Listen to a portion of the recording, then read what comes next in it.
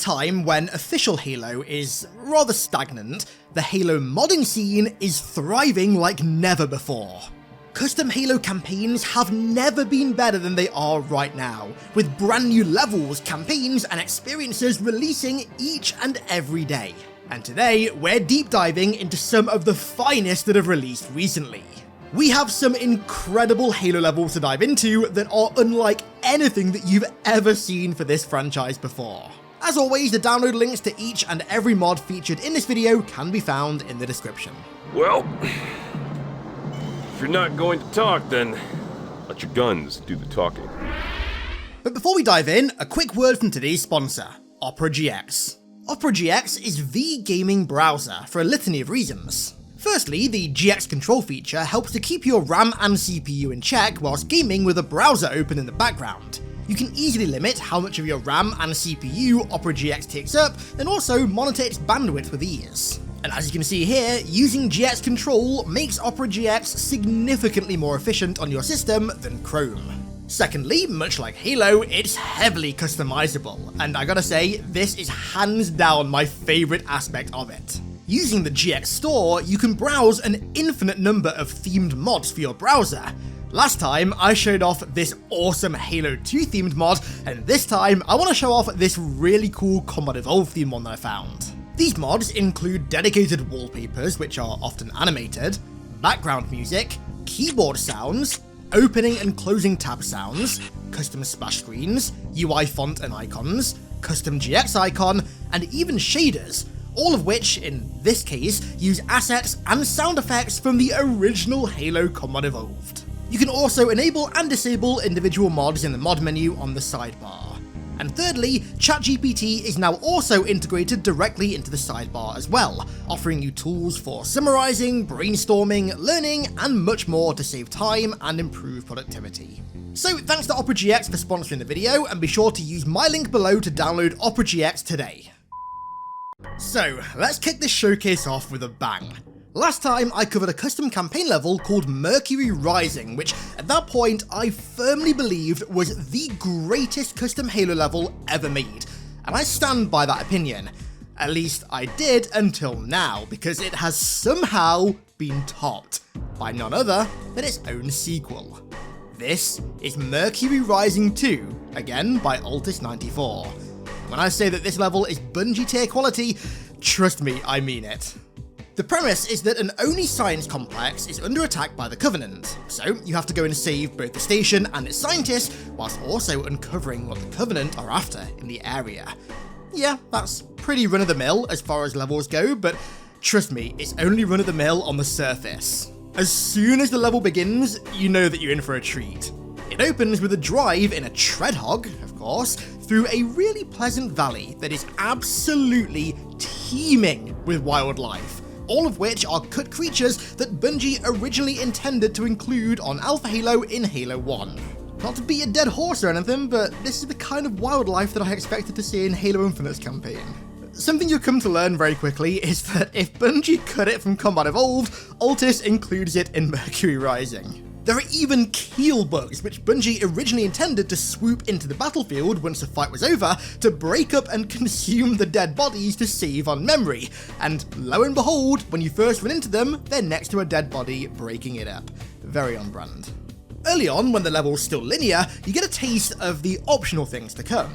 So you can just keep driving through this valley without paying any attention to anything on the side, but if you stop off at this facility, go inside, kill the Scorpion Sentinel mini-boss, and of course his cronies as well, and then make it to the balcony, you can save this medic marine. I'm not trained for combat, but if you need it, I can patch you up.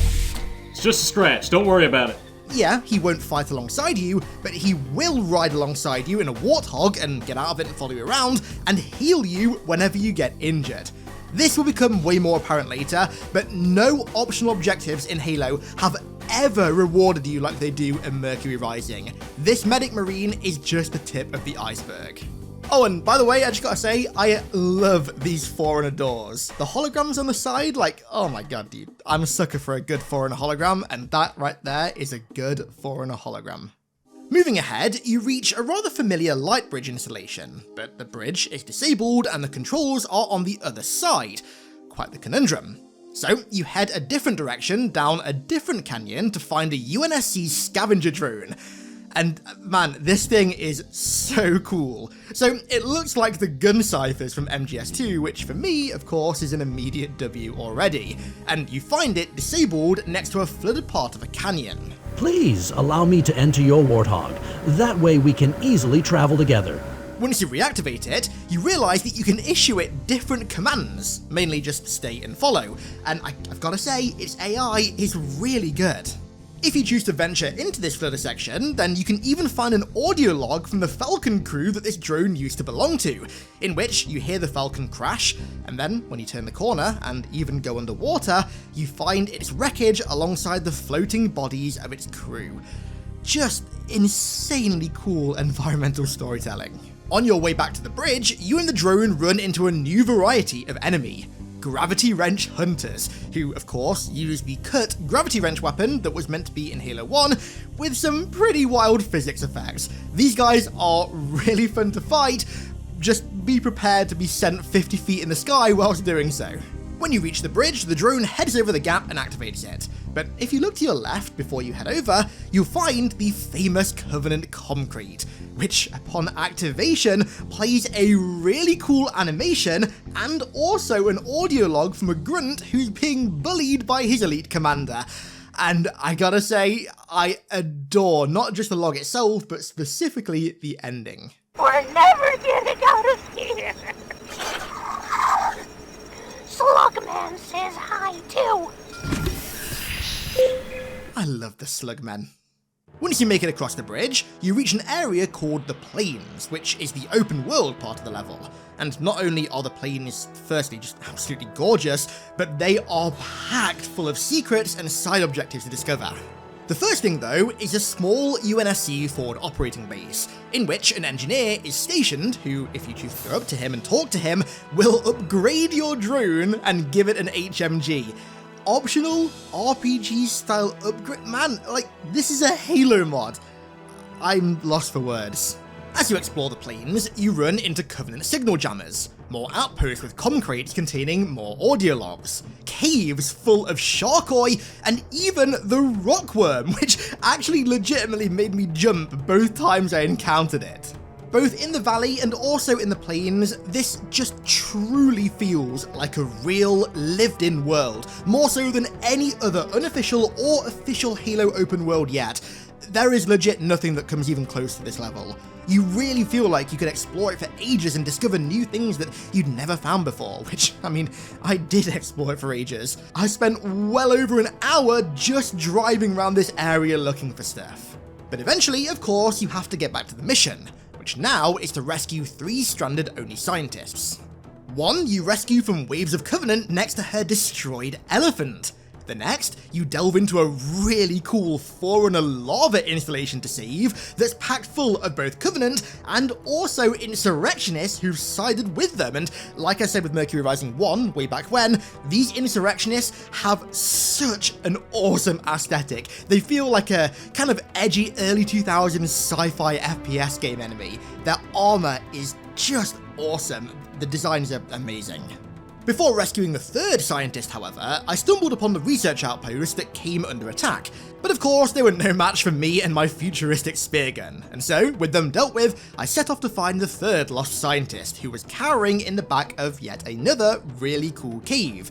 And then, from here, I took her back to a large Forerunner installation that I encountered earlier that the Covenant had locked down, so she could hack its door and I could get in. So, while she sorted the hacking, an Albatross came in to drop me off a pre-combat evolved stealth tank, the predecessor to the Scorpion, which I used to defend the tower from a load of heavy waves of Covenant. And again, this tank section was awesome. You're fighting insurrectionist warthogs, spectres, wraiths, shadows, infantry, sharkoi that are delivered to the battlefield in the gravity well of spirits, or even the spirits themselves, which, yes, are destructible, and yes, have infinitely better destruction physics than any Halo for the past 15 years.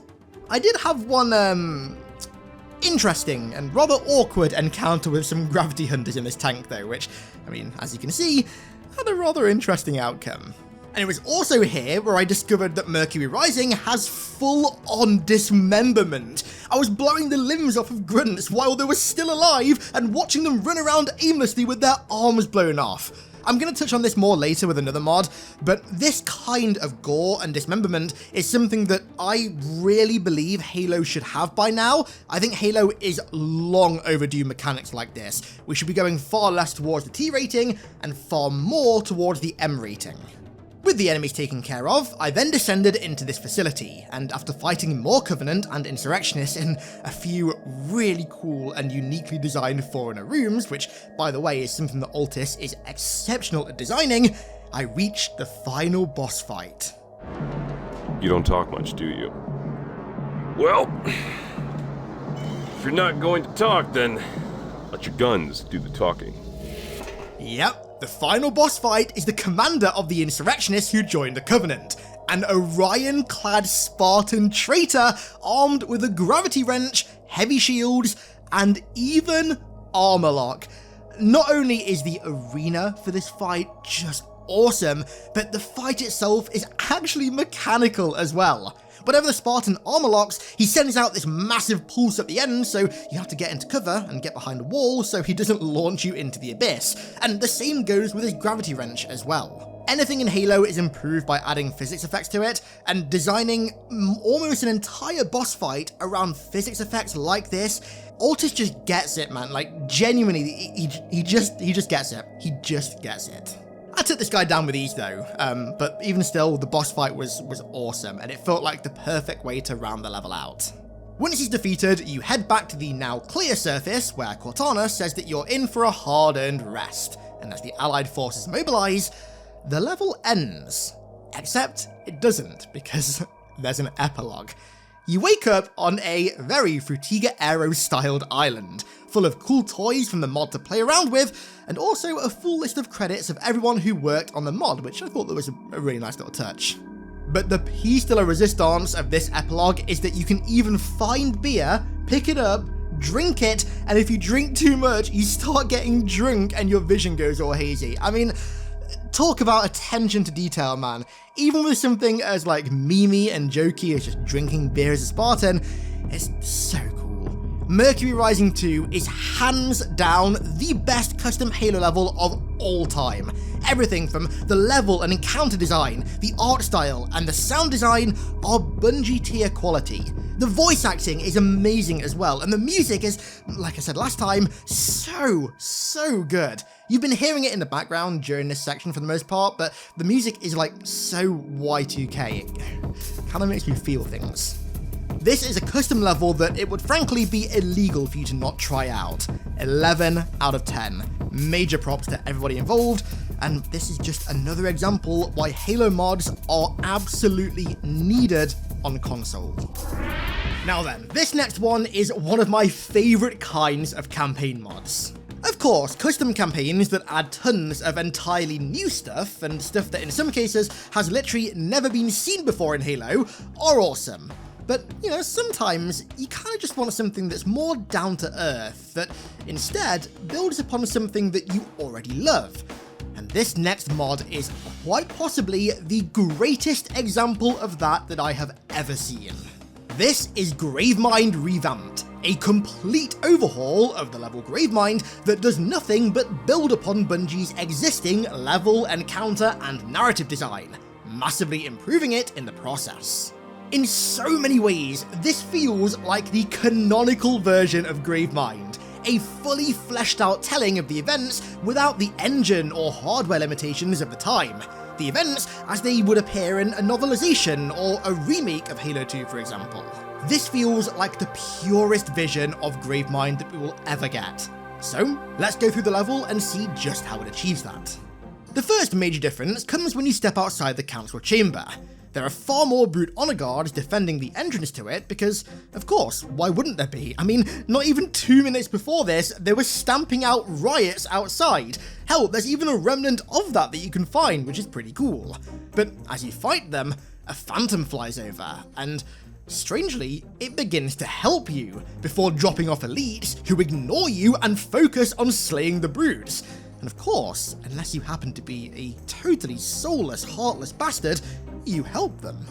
Off in the distance as well, you'll notice that the skybox is infinitely better. You can see Covenant carriers in the sky, with Banshees on each side of the Great Schism dogfighting above the lower districts. Initially, this is really cool, but the skybox actually changes the further that you get through the level, and by the end, you can even see Elite and Brute carriers engaging and destroying each other off in the distance. You know, it's really hard to put into words how awesome this is.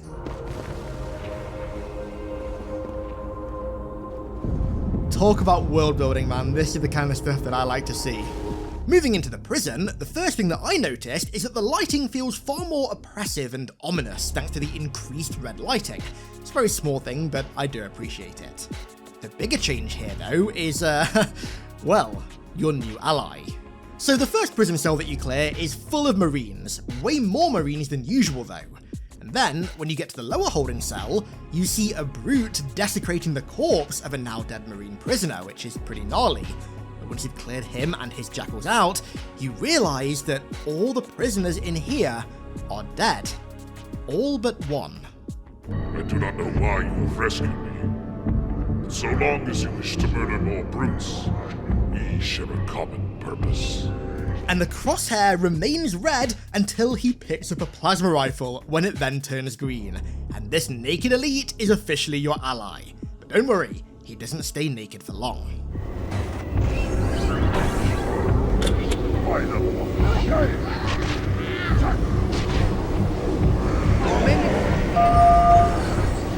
We must make haste. There is much bloodshed to be repaid. Man, words fail me for how cool this is. This dude just went in and 1v5'd a bunch of brutes whilst totally naked to get his armor back. I mean, Giga Chad doesn't even do him justice.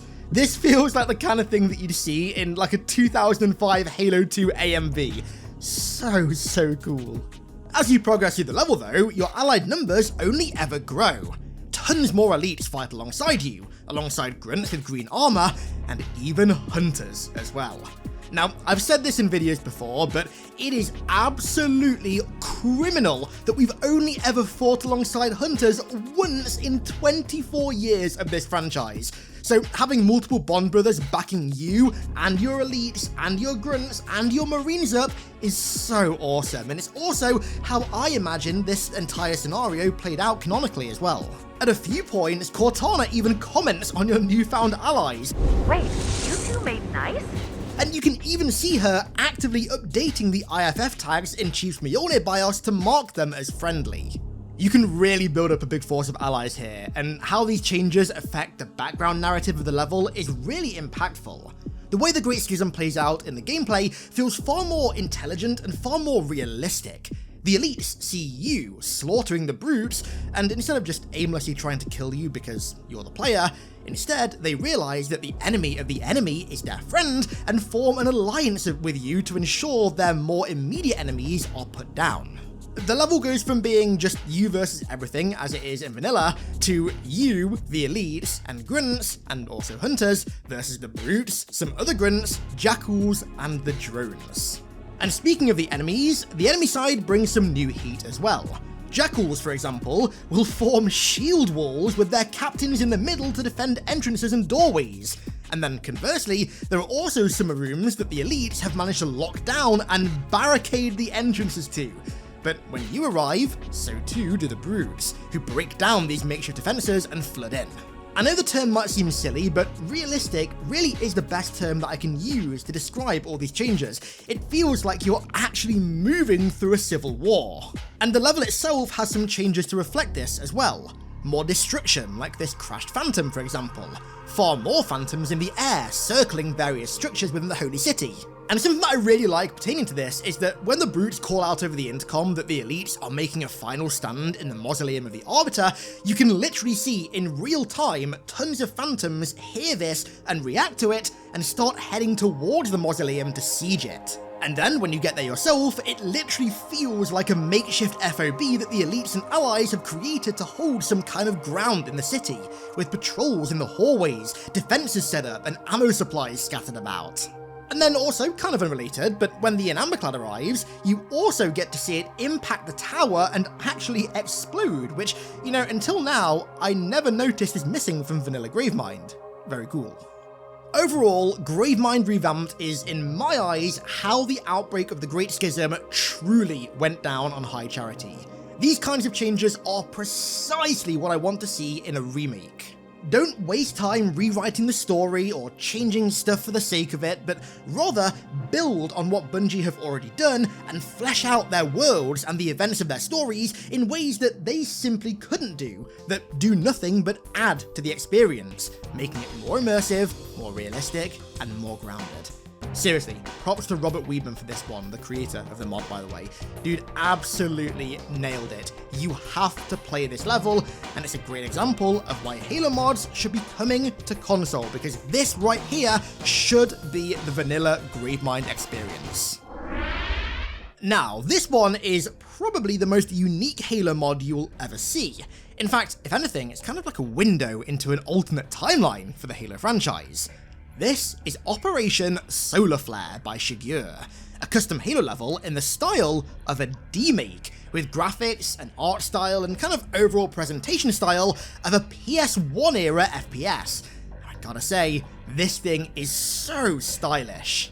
It contains a ton of awesome new features, weapons, enemies, vehicles, mechanics, and so much more, but let's touch on its overall style first. So if, like me, you were lucky enough to experience the late 90s era of gaming, then you're going to notice immediately how authentic this level feels to that era and the vibe that that era had. Everything from the lower poly enemy, ally, weapon and vehicle models and the lower texture environments to the actual soundscape, not just the lower quality sounds, but the actual elements of the soundscape itself, like ambient background warfare sounds and military radios, like all of it sounds so authentic to that era. I was genuinely taken aback. 50 meters.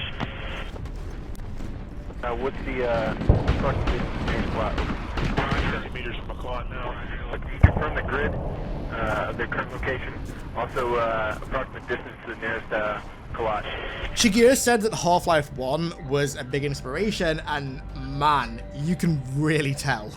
The level itself is absolutely massive, so massive in fact that it started out development as an entire campaign, but was eventually condensed down into one level, and it really shows.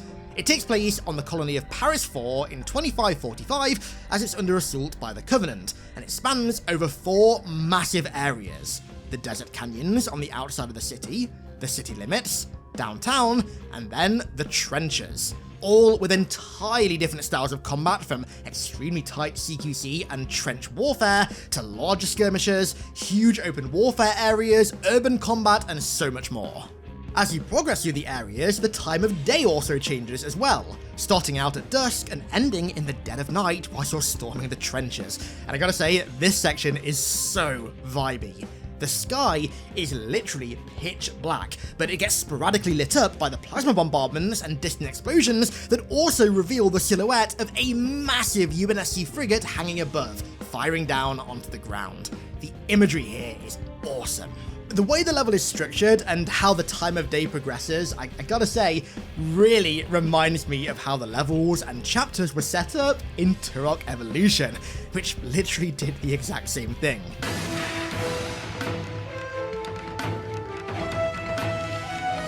Just a quick FYI for all the modders and developers out there, you will always get bonus points from me if you make me feel Turok Evolution nostalgia. Just keep that in mind. The sandbox is so fitting for the pre-Combat Evolved theming as well. It contains a ton of weapons from dig site projects that I've covered before, like the ARGL, the Gravity Rifle, and my personal favourite, the Bolt Action Anti-Material Rifle, all of which were cut by Bungie from Combat Evolved. But then, in addition, there's some weapons that Bungie cut from the 1999 build of Halo that I think for the first time ever are usable in first person, like whatever the hell this thing is supposed to be, I don't know. And then this super early version of the assault rifle that looks very similar to HK's infamous XM8, which was also developed in the 90s and of course became a very iconic near-future sci-fi gun of that era. But then there's also the entirely new weapons. There's a different kind of needle rifle, a plasma cannon that shreds vehicles, and even an M79 thumper, which is insanely powerful. Honestly, I could talk about the weapons in this mod for hours, like in and of themselves, they're worth playing it for. But there's another nice surprise that's adjacent to the weapons: the gore. Solar Flare has full-on extreme gore and dismemberment. Again, very Turok Evolution styled.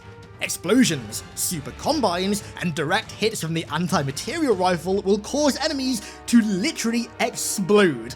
But hands down, the most satisfying way to do this is with the shotgun. It is just the good old-fashioned, of course, goated combat evolved shotgun, albeit a low-poly version of that shotgun, but oh my god, exploding grunts in CQC with this thing is absurdly fun. Again, it feels really similar to Turok Evolution shotgun that used to do the exact same thing when you pumped it to fire 4 shells at once. I'm not kidding when I say that, honestly, hand on heart, Halo needs this level of gore in the future. I've honestly wanted it since 2003, of course, Turok Evolution, and seeing it in this mod just cements my belief that Halo needs this level of gore on an official level. This entire level feels like a mix of Turok Evolution, Half-Life 1, and Halo 1 with the vibes of like Operation Desert Storm thrown in. The hugely varied weapon sandbox and level design that even has some like proper late 90s platforming thrown in as well feels so authentic to the vibe that Shigeru was going for. I really don't think I've ever seen a specific style and aesthetic executed as well as this. Solar Flare to me is a genuine must play. 11 out of 10. Okay, just a very quick mention of this one, but it's a mod that I think is really important for preservation's sake. Halo 2 Reformation by Y, which is a mod that seeks to fix the smaller gameplay, graphical, and audio-related inconsistencies in MCC Halo 2 compared to OG Xbox Halo 2. So basically, this mod brings MCC Halo 2 as closely in line with the original proper version of the game as possible. There are so many fixes in this mod, and yeah, although many of them may seem quite minor at a glance, it really is the small details that count the most, and they come together to make Halo 2, the greatest video game of all time, feel the most authentic to its true self as possible with this mod. So definitely give it a shot, especially if you're an OG Halo 2 fan and you think that MCC Halo 2 kinda looks and feels a bit weird at times. Definitely give Halo 2 Reformation a shot if you feel that way. Your name and serial number will be purged from all military records. You will be known only by your call sign, and you will address other members of Spectre only by theirs. Okay, so this next mod is a nostalgia bullet to the frontal lobe. That's really the best way I can describe it. Not nostalgia for any specific game, but rather for an era. So if you haven't realized, you're already watching footage of it. The mod literally does not look like Halo in any way, shape, or form aside from the HUD, nor does it sound like Halo. So remember when you were a kid in like, I don't know, 2003, 2004, and you go over to a friend's house and you'd say like, oh, I've got this rad new PS2 game that I need to show you. Well, this mod is literally the exact kind of thing that he'd show you after saying that. That's honestly the best way that I can describe it, and trust me, I mean that as the highest form of praise. This mod, or rather, these mods, plural, are called Casemate and Facility by C4 Explosive Master, and they're set, brace yourselves, in 1950s England during an alternate style of Covenant invasion. So yes, whilst we were enjoying our post-war tea and crumpets, the Covenant invaded us in the 1950s, and I gotta say, in this mod, the Covenant are rather different to what we're used to.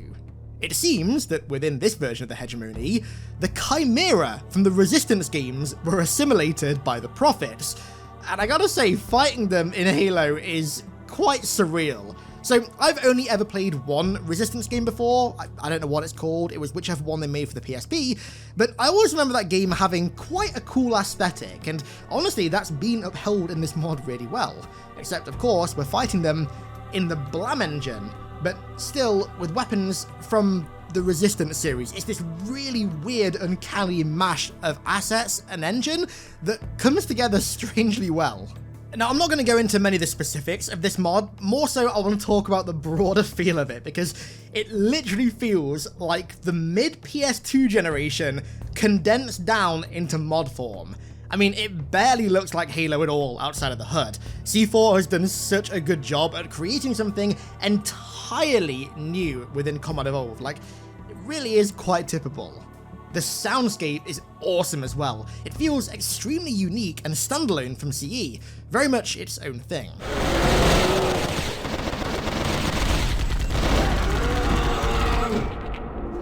Fucking hell! Break that door up! Joy Battalion said they're charging any bloke done shave. You believe that shit? The battles in Casemate are pretty big as well, and especially towards the end, it turns into absolute carnage, with tons of enemies, but also tons of allies as well to balance it out and to ensure that you aren't entirely overwhelmed. And in fact, despite the number of enemies and allies, it does feel balanced really well. But then there's what I think is supposed to be the sequel level, seeing as it did release after, Facility.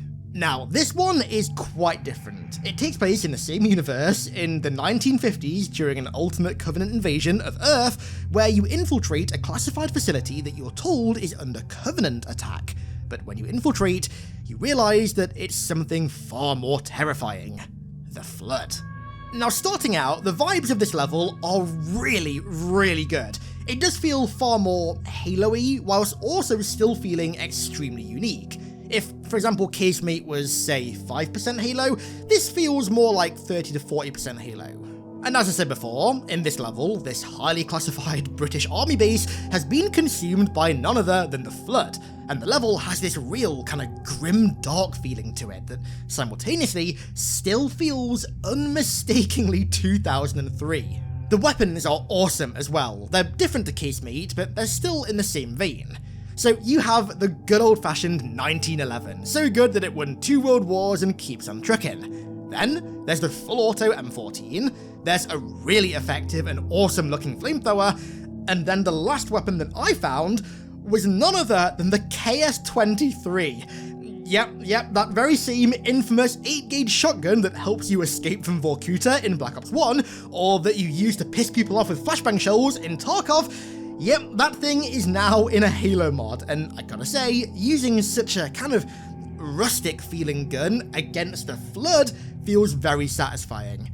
I never thought I'd see the day where I'd fight the Flood with a KS-23 in a British army base in the 1950s, but here we are. That said though, I have to caveat the things that I like about this level with the balancing, which is brutal. Very brutal, to say the least. Look, by no means am I a bad Halo player. I mean, I've been playing Halo for 23 years, and I even used to compete back in the day, right? So I am not a bad player. That might sound like cope. I promise you it's not cope. I'm not a bad Halo player. But Christ almighty, I could not finish this level because of how skewed the balancing is. Thankfully, the Steam Workshop comments all echo this, so luckily it's not just a skill issue on my part, but the amount of enemies that get thrown at you alongside the distinct lack of ammo and also how ineffective half the sandbox is really infuriating. I mean, at one point, I had like 5% of my flamethrower fuel left and like 3 shells for the KS-23 left, and I literally had to get through 20 combat forms in a small, tight room to get to the next area and the next checkpoint.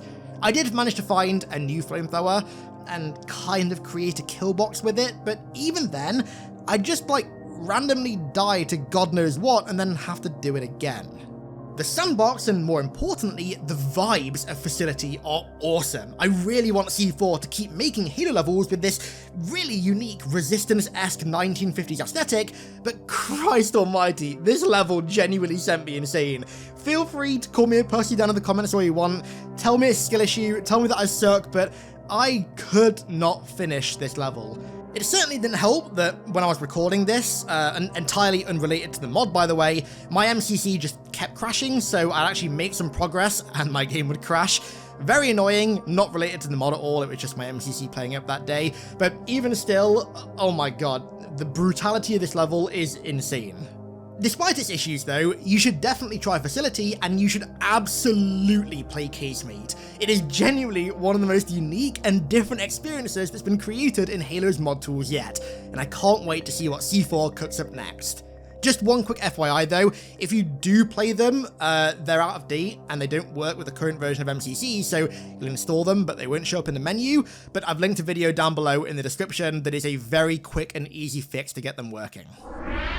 And fittingly, to close out today's showcase, we have two mods that, although they're nothing fancy, are, I think, incredibly important additions to MCC that, frankly, should already be in the base vanilla game, but for some reason, aren't.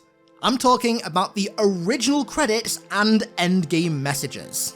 It is downright criminal that neither Bungie as a studio, nor any of the developers who actually created these masterpieces are credited in MCC in any way at all. I mean, even if you go to the external credits page on Halo Waypoint, they aren't even so much as referenced once, despite the fact that these games literally would not exist to be ported into a collection like this had they not created them.